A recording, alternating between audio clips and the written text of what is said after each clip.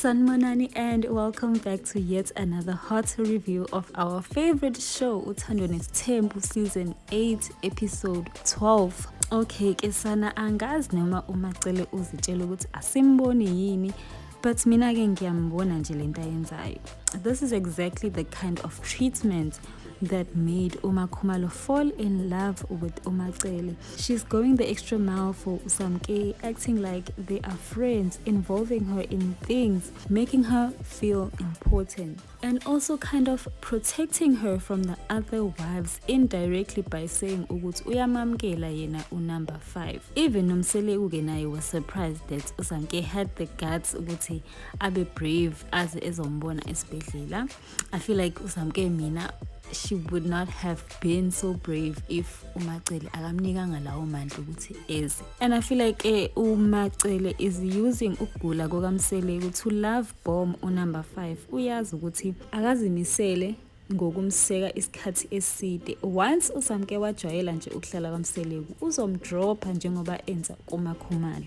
Naye usamke uzobe seyibuzo iphendula ukuthi yini lengaka amenze yona umamkhulu aza abe umuncu kanje. Kanti ubempretenda nje all along bakithi, and I do feel like Umacele uya-enjoy leyo power of ukumphakamisa umuntu amphakamise and then out of nowhere avele amdrop la khona umuntu esejwayele uthando nesupport etshela ukuthi nje usekelekile wamkelekile avele amdrop. I think she enjoys le power anayo as umamkhulu, and I thought it was interesting that Umacele ubengafuni abanye abafazi bembone engene ephuma noSamke esibhedlela. I'm just wondering ukuthi is it because akafuni uMakhumalo abone ukuthi how kanti uyakwazi ukuseka umuntu ahambe above and beyond for umuntu kodwa yena wahluleka ukuza emshadweni wakhe. So I think uyasaba ukuthi she's gonna realize uMakhumalo ukuthi inkinga la kwakuyimina, which proves the point yakhe ukuthi it's not about ama agreements or 20 years, but actually inkinga nje uyena wayengamfuni wayempretenda. Ayike uSamke uthi-ke yena-ke uMseleku ilokhu amazi akagulaguli, ngena nje umuntu akamuzi nje ekhala ngokuthi unomkhuhlane. And I'm just wondering ukuthi how long have you known this person, because you can't possibly know ukuthi umuntu healthy or umuntu akaguli and 1 or 2 years nijola. Like you really have to live with someone to ubone ukuthi umuntu or healthy or not. And even then, if anibona abantu enihambe nicheck like odokotela, there's no way of knowing ukuthi umuntu healthy or not, which makes me question ukuthi whether yena noMseleku seke yini benza ama medical checkups even before beqale ukuthandana nje ukuze bazi ukuthi umuntu status sakhe simiphi, health wise umuntu umephi, because I think that's the first thing umuntu acheckwa yona, whether uye clinic or uyobona udokotela yabo. So I do feel like uMseleku could have tackled i-health yakhe sooner, ngabe wabona early ukuthi whether i-BP yakhe is a concern or not.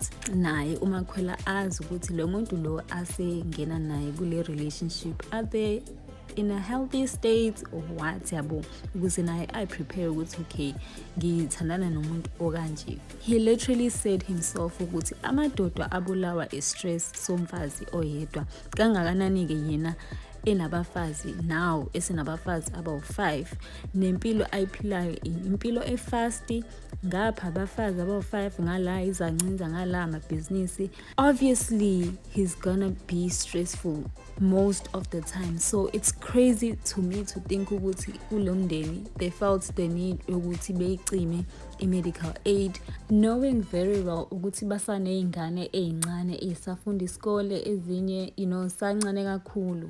And also the fact ukuthi bonke ngisho noma singazi but like abadli healthily, ngoba you can see ukuthi wonke unkosikazi uthe ukunona, so obviously they do need medical aid so they can do regular checkups, pap smear, BP, shukela, because bonke futhi sebekhulile.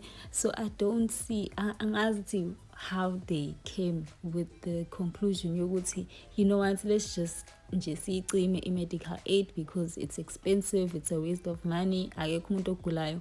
Iy'ngane, they need to see i-dentist, they need to do ama-regular checkups. Umseleku does have ingane nama-special needs, so how can you not need i-medical aid in that sense? But anyway, they go to see umseleku esibhedlela, bese-ke uMakhumalo naye abone isidingo soku-organize i-meeting yakhe. Hayi guys, at this point this lady uyathanda ukuzondwa because yini le engaka afuna ukuyisho angakwazanga ukuyisho kwi-meeting le eyayibanjwe uMacele, because nakuyona kwakukhulunywa ngokugula kukaMseleku. Iyona kanye-ke lento yenza ukuthi the other wives becabanga ukuthi uzama ukuphatha uzenza u-deputy husband, because why ethuma umamkhulu ukuthi azise uMayeni nge-meeting knowing very well ukuthi ngeke eze.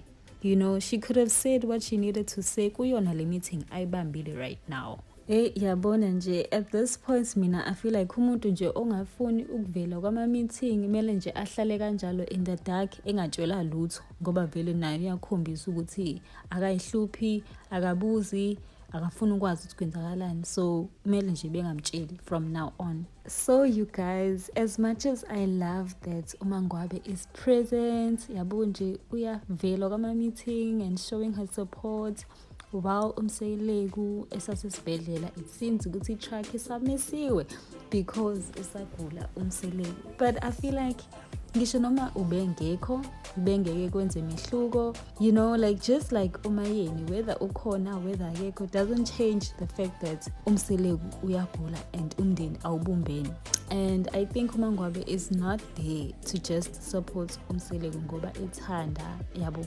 She's there to cover izinqa zakhe, because if anything were to happen to umseleku esehambile, uyasaba ukuthi uzothola i-backlash from the public ngokuthi kunje is because you left. But my thing is, kuyafana ukuba khona kwakhe akubumba umndeni, akuwakhi, because still negative. Still she's speaking about leaving. Uyasho ukuthi she's gonna plan the party, kodwa it's more of a farewell party to umseleku because she's leaving.